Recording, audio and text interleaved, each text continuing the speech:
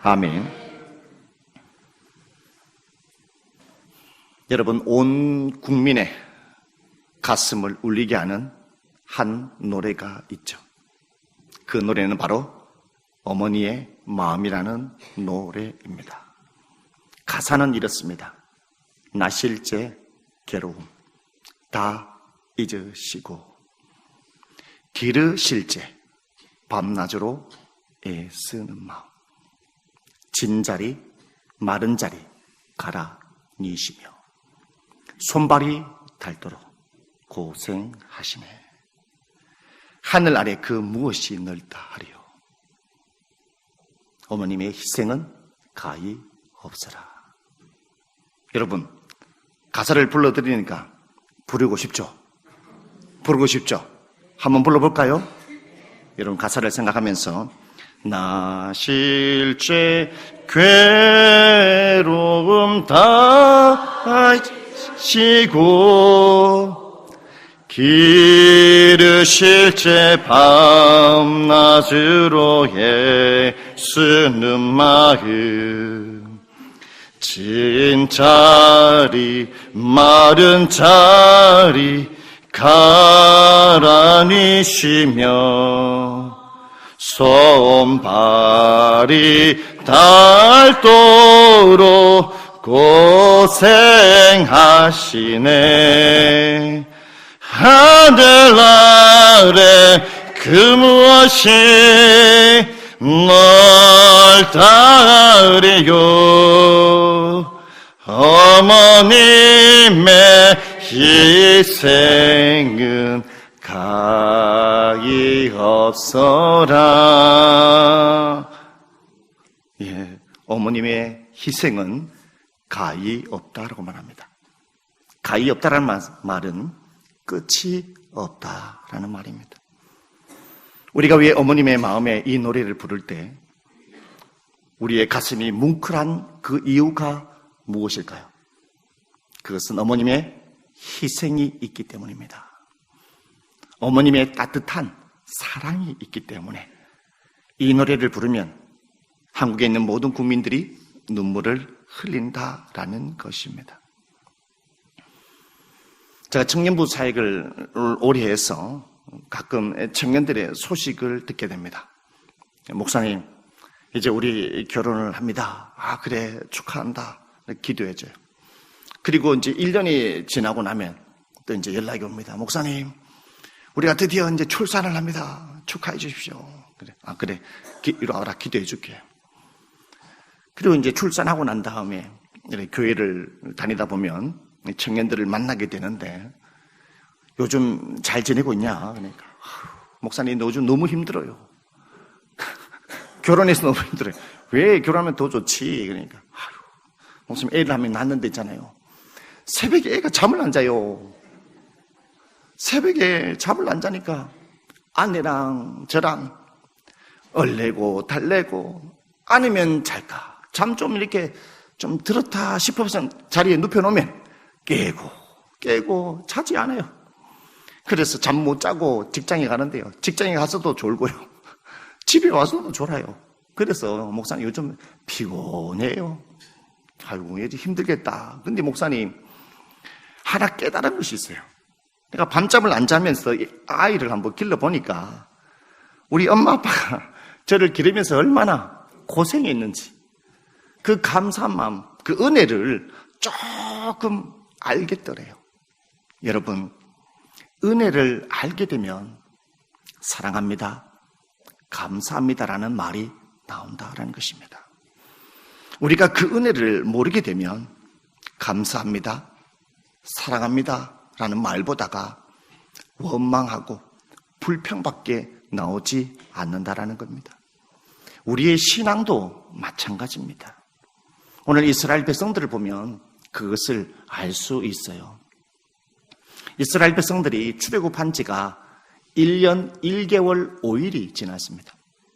그리고 시내산에 도착한 지 11개월 5일이 되었죠. 이제 11개월 5일 만에 시내산을 출발하여 바란 광야로 가게 되었다라는 것입니다. 이 3일 길을 가는데 하나님께서 이 바람강요로 가는 발걸음 속에 3일을 인도하는데 어떻게 여러분 인도했을까요? 하나님이 어떻게 이스라엘 백성들을 인도했는지를 민수기 10장 33절의 말씀에 보면 자세히 나타나고 있어요. 하나님께서 뭐라고 말씀하냐면 이스라엘 백성들보다 먼저 앞서 가셔서 쉴 곳을 찾았다라고 말씀하고 있습니다. 하나님은요, 전지하신 하나님, 전능하신 하나님이라서 굳이 거기 안 가봐도 그 땅이 어떠한 땅인지, 그 땅이 진자리인지 마른 땅인지 어떤 땅인지 다 잘 아시는 하나님이에요. 그런데 하나님께서 굳이 먼저 앞서 가셔서 우리 이스라엘 백성들이 잘 잘 수 있는가? 이 땅이 젖어 있는가? 이 땅이 마른 땅인가? 어머님이 진자리, 마른 자리 갈아 넣으시는 것처럼 하나님께서 일일이 다 살펴보고 여기서 쉬면 좋을까? 여기서 잠자리면 좋을까? 여러 가지를 다 따져보고 쉴 곳을 찾았다라는 것입니다. 그리고 여러분, 이스라엘 백성들은 젊은이만 있는 것이 아닙니다. 이스라엘 백성들에게는 어르신들도 있어요. 걸음걸이가 힘드신 분들도 있다라는 것입니다. 그리고 어린아이들도 있어요. 그러면 광야길에 3일길을 걸어가는데 빨리 걸어가면 되겠습니까? 빨리 걸어가면 아이들도 안 되고요. 어르신들도 걸어갈 수 없다라는 거예요. 하나님은 이스라엘 백성들 어린아이도 광야의 길을 걸어갈 수 있도록 하나님은 그 어린아이의 보폭에 맞춰서 광야길을 인도해 주셨다라는 겁니다. 어떻게 인도해 주셨을까요? 광야는 무덥습니다. 땀이 납니다. 조금 걸으면 지친다라는 것이죠. 이스라엘 백성들 어린아이, 어르신들, 그리고 젊은이들 할 것 없이 누구나 그 광야의 길을 걸을 수 있도록 하나님이 구름 기둥으로 그 햇볕을 막아주셨다는 것이죠. 서늘하게 걸을 수 있고요. 그리고 이스라엘 백성들이 또한 쉴 때도 하나님께서 구름 기둥으로 덮어주셔가지고 시원하게 해주셨다는 것. 밤에는 추울 때는 구름 기둥으로 그들을 따뜻하게. 여러분, 이런 분이 어떠셨어요? 어머님이 우리가 아프면은요, 배를 쓰다듬어 주잖아요. 배 아프지 말라고. 따뜻한 손을 가지고 자식의 배에 계속 주물러주고. 밤낮 잠을 자지 않고. 마치 우리 하나님이 그렇다는 거예요. 그 민수기 10장 33절의 말씀에 보면 하나님은요, 이스라엘 백성들이 적군에 또한 위협을 느낄까봐 하나님이 적군으로부터 이스라엘 백성들을 다 보호해줬다라는 것을 알 수 있어요, 여러분, 이스라엘 백성들이 하나님이 이렇게 애쓰고 사랑하고 고생하고 있다는 것을 안다라면 여러분, 어떤 말이 나와야 정상입니까? 하나님 감사합니다. 하나님 사랑해요. 우리를 위해서 이렇게 애쓰시네요. 은혜를 알면은 이런 말이 나와야 되는데요. 오늘 민수기 11장 1절의 말씀에 보면 이스라엘 백성들은 하나님의 은혜를 몰랐던 것 같아요. 몰랐으니까 뭐라 하냐면 하나님을 원망했다. 그런데 여러분, 그냥 원망해도 기분 나쁜데 뭐라고 표현하고 있냐면요, 악한 말로 원망했다. 이렇게 원망했다는 거예요. 이것을 보았을 때에 이스라엘 백성들은 하나님 아버지 앞에 성숙한 신앙인이 아니었다라는 것을 알 수 있습니다. 성숙한 신앙이 아니었어요. 여러분, 이스라엘 백성들은 어떠한 존재입니까? 이집트에서 노예 생활을 했던 존재였다니까. 고통 가운데 속에 삶을 살아가는데 하나님께서는 그들에게 전능한 능력을 나타냈잖아요. 10가지의 재앙을 내리셔서 그들을 노예로부터 해방시켜주고, 그리고 머리털 나고 단 한 번도 경험해 보지 못한 경험을 하게 되죠. 여러분, 바다가 갈라졌어요. 그리고 바다가 갈라졌는데 그 바다가 마른 땅이 되었다는 것이죠. 그 마른 땅이 되어서 이스라엘 백성들은 단 한 번도 경험하지 못한 그 기적을 경험했다는 것입니다. 그렇게 하나님의 은혜로 광야길을 도착했는데, 여러분, 출애굽기 15장에 보면 이스라엘 백성들이 하나님 앞에 원망합니다. 왜 원망하느냐? 이스라엘 백성들이 수르 광야를 걷게 되는데 3일 길을 걷게 돼요. 3일 길을 걸어갔는데 물을 얻지 못해요. 목말라 했어요. 너무 목타르고 목마르죠. 근데 그렇게 목말랐는데 겨우 물을 발견했어요. 샘물을 발견했다는 것입니다. 그런데 마시려고 보니까 물이 써서 먹을 수 없는 물이었다는 것이죠. 여러분, 목말랐어요. 겨우 발견했는데 써서 물을 먹지 못하는 거예요. 그러니까 이스라엘 백성들이 막 하나님 앞에 원망하는 거예요. 원망하는 거예요. 막 불평하기 시작하는 거예요. 하나님은 이스라엘 백성들에게 그들이 불평하고 원망했지만 그들의 모든 요구를 들어주십니다. 하나님께서는 모세에게 명령하셨습니다. 모세야, 저 나뭇가지를 저 물에다가 던지라. 그러니까 모세가 하나님의 말씀에 순종함으로 말미암아 나뭇가지를 던지니까 그 써서 먹지 못했던 물이 단물로 바뀌게 되었다는 거예요. 그리고 출애굽기 16장에 오면 어떠한 사건이 있냐. 이스라엘 백성들이 광야길을 또 걸어가는데 하나님 앞에 이렇게 해요. 하나님, 아이고 우리가 애굽에 있었던 것이 더 좋았어요. 차라리 노예로 사는 것이 더 좋았어요. 노예로 사는 것이 더 좋았어요. 그때는요, 불가마에서 떡도 구워 먹고 오이도 먹고 채소도 먹고 떡도 배불리 먹었던 그 노예 생활이 더 좋았어요. 더 좋았어요. 배고파 죽겠어요. 그래서 하나님 앞에 또 막 불평하고 이렇게 얘기했죠.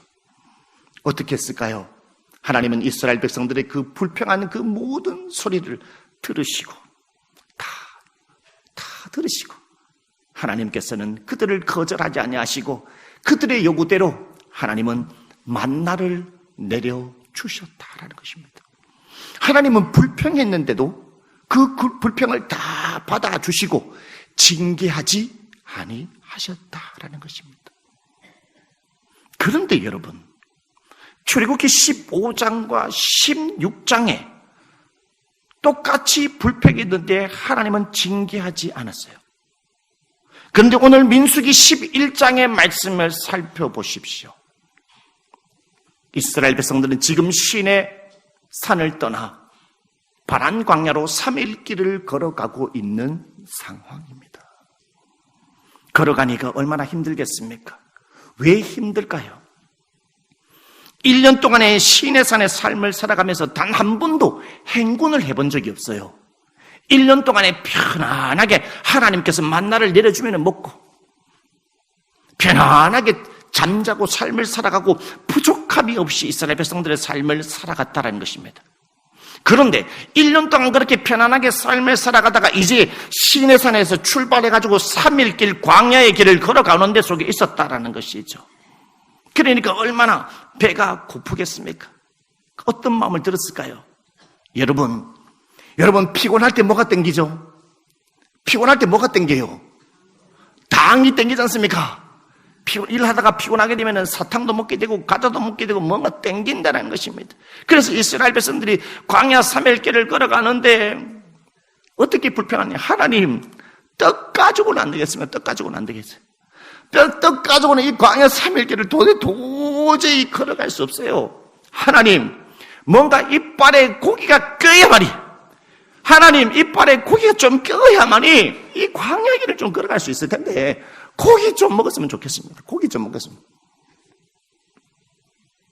그런데요, 하나님이 이 원망과 불평을 듣고 하나님은요 징계를 내리십니다.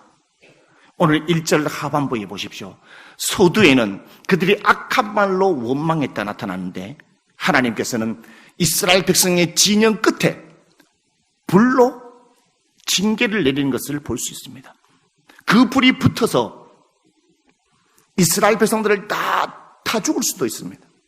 그 불이 타는 것을 보고 모세가 급한 나머지 하나님 앞에 부르짖어 기도합니다. 하나님 용서해 주세요. 하나님 우리가 불평한 것을 용서해 주세요. 이 불 좀 꺼주세요. 용서해 주세요. 모세의 그 급한 기도를 듣고 하나님이 그 징계를 거두시는 것을 볼 수 있습니다. 여러분 무엇 때문일까요? 출애굽기 15장 16절의 말씀에 하나님께서 그때 왜 징계를 내리지 않았을까? 떡은 값이 싸가지고 하나님은 떡은 먹일 수 있는 하나님이. 그런데 민수기에 와서 하나님은 한우 고기를 좀 먹이려고 하니까 능력이 안 돼가지고 한우 고기가 비싸가지고 하나님이 징계를 내리고 떡은 쌈가스에 먹일 수 있어서 징계를 내리지 않았을까요? 그것이 아닙니다. 왜 하나님은 출애굽기 15장 16장에서 불평하는 이스라엘 백성들에게는 징계를 내리지 아니하시고 똑같은 환경 속에서 민수기 11장에는 왜 이스라엘 백성들에게 징계를 내리시는 이유가 무엇이겠습니까, 여러분? 그것은 바로 첫 번째, 이스라엘 백성들이 출애굽하고 난 다음에 하나님을 믿은 지가 얼마 안 됐다는 것입니다. 출애굽기 15장에 16장에 이제 하나님을 믿은 지가, 하나님을 따른 지가, 교회에 나온 지가 얼마 안 됐다는 거예요. 그래서 불평해도 하나님이 용서해 줬다는 거예요. 달라 하는데도 다 들어줬다는 것입니다. 그리고 출애굽기 15장 16절의 내용은 뭔지 아십니까? 이때는 아직 이스라엘 백성들이 하나님을 믿었지만 하나님의 말씀을 들어본 적이 없어요. 하나님의 말씀을 공부해 본 적도 없어요. 하나님의 말씀을 눈으로 본 적이 없어요. 하나님의 말씀을 듣기 전에, 하나님의 말씀을 공부해 보기 전에였기 때문에 하나님이 봐줬다는 겁니다. 그런데 여러분, 민수기 11장을 보십시오. 하나님께서는 민수기 10장에 살펴보게 되면 이스라엘 백성들이 시인의 산을 떠났다라는 말씀이 나옵니다. 시인의 산을 떠났다라는 것은 무엇을 의미합니까? 이스라엘 백성들이 11개월 5일 동안 시인의 산에서 무엇을 했어요? 하나님의 십계명 말씀을 들었다라는 것입니다. 심지어 하나님은 그 십계명 말씀을 모세에게 말씀해가지고 모세가 십계명 하나님의 말씀을 직접 적게 했다라는 거예요, 여러분. 하나님이 11개월 동안 수도 없이 십계명 말씀을 말씀하시고, 그리고 율례와 법도들을 끊임없이 하나님의 말씀을 읽어주고 가르쳐줬다는 것입니다. 그리고 이스라엘 백성들 하나님의 말씀에 성경 공부도 하고 하나님의 말씀을 알았다라는 겁니다. 그렇다면 하나님의 말씀을 알았다면, 하나님의 말씀을 들었다면, 하나님의 말씀을 성경 공부한 하나님의 백성이라면 적어도 어떠한 삶을 살아가야 되겠습니까? 은혜를 아는 사람으로 삶을 살아가야 된다는 것입니다. 하나님 감사합니다. 하나님 사랑합니다. 십계명의 말씀이 뭔지 아십니까? 십계명의 말씀은 10가지의 계명을 나타내는데 여기에는 크게 두 가지를 가르쳐 주고 있습니다. 첫 번째는 위로 하나님을 사랑하는 것이요, 아래로 인간을 사랑하는 것이 십계명의 가르침이라는 것이죠. 그러기에 여러분, 하나님의 은혜를 안다라면, 하나님의 성경의 말씀을 보고 그 뜻을 알았다라면, 평소에 어떤 환경에 있다 할지라도 하나님 사랑합니다, 하나님 감사합니다, 이러한 사랑의 실천의 모범을 이스라엘 백성들이 보여야 되고, 하나님 앞에 하나님 사랑합니다, 하나님 앞에 감사합니다라는 그 삶을 살았다면 가정에 가서도, 친구를 만나서도, 일을 할 때도, 떡을 구울 때도, 무엇을 할 때에도, 성도들끼리 모여 있을 때도 아무개 집사 감사해, 아무개 집사 사랑해, 아무개 집사 고마워, 여보 사랑해, 감사해, 이렇게 하나님을 사랑했으면 어디 있든지 간에 감사합니다, 사랑합니다 실천의 삶을 살아야 되지 않습니까? 그런데 11개월 동안에 하나님이 수도 없이 하나님의 말씀을 가르쳤어요. 공부했어요.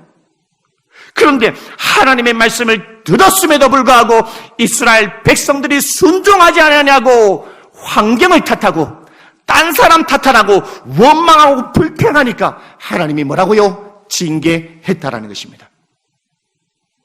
여러분, 갓 태어난 아기, 병원에서 갓 분만해서 태어난 아기를 야, 너 왜 이리 오노? 왜 이리 잘못하노? 막 기싸대기 막 날리고 있잖아요. 때리는 사람 봤어요, 없어요? 봤어요, 못 봤어요? 기싸대기 때리는 사람 봤어요, 못 봤어요? 병원에서 갓 태어났습니다.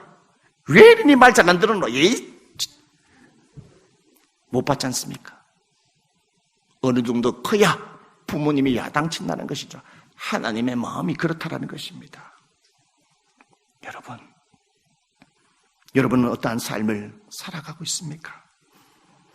우리는 어떻게 해야만이 그 은혜를 아는 사람으로 삶을 살아갈 수 있을까요? 우리가 은혜를 아는 하나님의 백성으로 이 세상의 삶을 살아가기 위해서는 이것을 조심해야 합니다. 무엇을 조심해야 됩니까? 바로 익숙함을 조심해야 합니다. 출애굽기 16장 31절의 말씀에 무엇을 말씀이냐면 이스라엘 백성들이 하나님이 내려주시는 만나를 먹고 표현을 합니다. 하나님, 우리에게도 떡도 좀 주십시오. 차라리 이집트에서 종으로 노예로 살았던 게 더 좋습니다. 그때는 떡도 먹었는데 지금 떡도 먹지 못하니까 지금 별로 안 좋아요. 그 다음에 뭐라 표현하는지 아십니까? 아이고, 하나님, 우리 떡도 못 주니까 우리를 여기 굶겨 죽이려고 광야로 보냈구나. 이렇게 불평합니다. 근데 하나님은 그렇게 악한 말로 불평해도 다 들어주셔서 매일같이 만나를 하나님이 내려주시는데, 그래서 출애굽기 16장 31절 말씀에 이스라엘 백성들이 이 만나를 먹고 뭐라고 표현했냐면, 와, 하나님, 꿀 섞은 과자 맛 같았더라. 제가 이 말씀을 묵상하면서 도대체 꿀 섞은 과자 맛이 뭐와 비슷할까? 이렇게 묵상하는데 딱 한 봉지가 떠오르더라고요. 아하, 꿀까베기 아십니까? 꿀까베기 얼마나 맛있는지 몰라요. 그 군대에 있을 때도 맛있고요. 지금 있잖아요, 꿀까베기. 바삭바삭하고 있잖아요. 그 그림에 꿀이 막 발라졌어요. 이야, 막 바삭바삭하고 막 침이 막 녹습니다. 얼마나 맛있는지 몰라요. 맞아. 만나의 맛이 아마 이랬을 거야. 그래서 이것을 처음 먹어봤던 사람들이 이렇게 표현하지 않았겠습니까? 야, 아무개 집사, 내가 머리털 나고 이렇게 맛있는 거 처음 먹어본다. 와, 맞아. 너무 맛있어. 머리털 나고 나도 이렇게 맛있는 거 처음이야. 하나님 감사합니다. 하나님 사랑합니다. 우리 여기 어떻게 단 한 번도 먹어보지 못한 이 과자를 줄 수 있습니까? 너무나 감사하고 너무나 사랑합니다. 감사합니다. 이렇게 했어요. 그 은혜를 알았다는 것입니다. 그런데요, 시내산에서 몇 개월 있었다고요? 11개월, 약 1년 동안 매일같이 하나님이 막 부어줬어요. 1년 동안 먹으니까 이스라엘 백성들이 그 맛에 익숙해졌답니다. 익숙해졌어요. 그래서 그렇게 꿀같은 과자가 민수기 오늘 11장 8절에 뭐라고 표현하냐? 11장 8절에 꿀 섞은 과자로 표현한 것이 아니라 기름 섞은 과자 맛 같았더라. 이 말이 뭘까요? 한마디로 맛대가리 없다는 것입니다.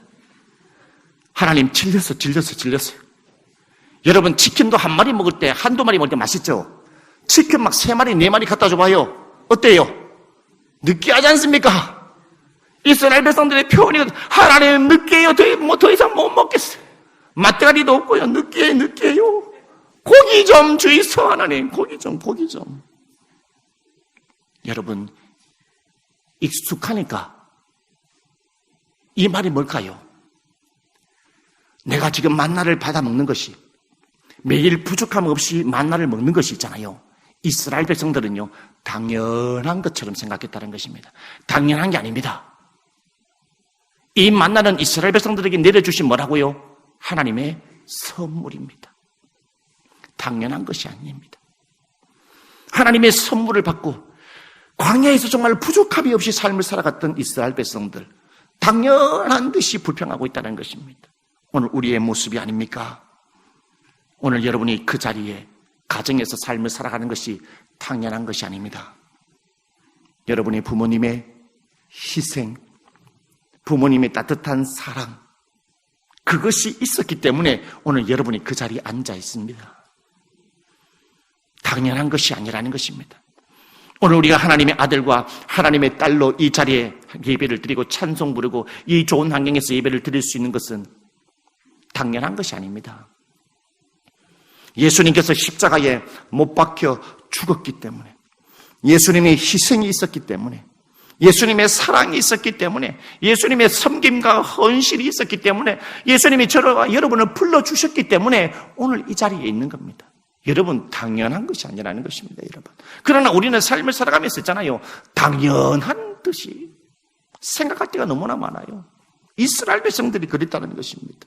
여러분, 도동중앙교가 이렇게 서 있는 것이요, 당연한 것이 아닙니다. 우리의 믿음의 선배들이 애쓰고 눈물로 기도하고, 도동중앙교의 믿음의 선배들이 그렇게 수고하고 애쓰고 헌신과 기도가 있었기 때문에 도동중앙교회가 그렇게 있었다는 것입니다. 당연한 것이 아닙니다.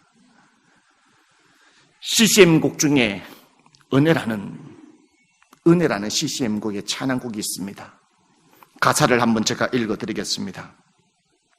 내가 누려왔던 모든 것들이, 내가 지나왔던 모든 시간이, 내가 걸어왔던 모든 순간이 당연한 것 아니라 은혜였어. 해가 뜨고 저녁에 노을, 봄의 꽃향기와 가을의 열매, 변하는 계절의 모든 순간이 당연한 것 아니라 은혜였어. 봄에 꽃이 피고 해가 뜨고 해가 지고 가을의 열매를 맺히는 이 변화되는 계절이요, 매년마다 우리에게 다가오는데 이게 당연한 걸까요? 당연한 것이 아닙니다. 저와 여러분에게 주시는 뭐라? 하나님의 선물이라는 것입니다. 이 은혜를 안다면, 하나님의 이 선물을 안다면, 당연한 것이 아니라는 이 은혜를 안다면 어떤 표현을 해야 될까요? 바울 사도는 고린도전서 15장 10절에 이렇게 표현을 해야 됩니다. 그러나 내가 나 된 것은 하나님의 은혜로 된 것이니, 하나님, 내가 잘나서 뭐가 뛰어나서 내가 주님의 사도가 된 것이 아니라 사도가 된 것도 하나님의 은혜로 된 것입니다. 내게 주신 그 은혜가 헛되지 아니하여 내가 모든 사도보다 더 많이 수고하였다. 여러분, 은혜를 아는 사람은요, 다른 사람보다 더 섬기고 더 수고하고 더 봉사하고 더 열심히 살아가고 게으름 피우지 아니하고, 바울 사도가 그렇게 했대요. 여기 지금 있는 이 자리가 하나님의 은혜를 아니까 더 열심히 하는 거예요. 불평하지 않고요. 그래서 바울 사도가 그렇게 표현하는데 마지막에 기가 막힌 표현을 해. 뭐라고 기가 막히냐? 내가 한 것이 아니요 오직 나와 함께 하신 하나님의 은혜라.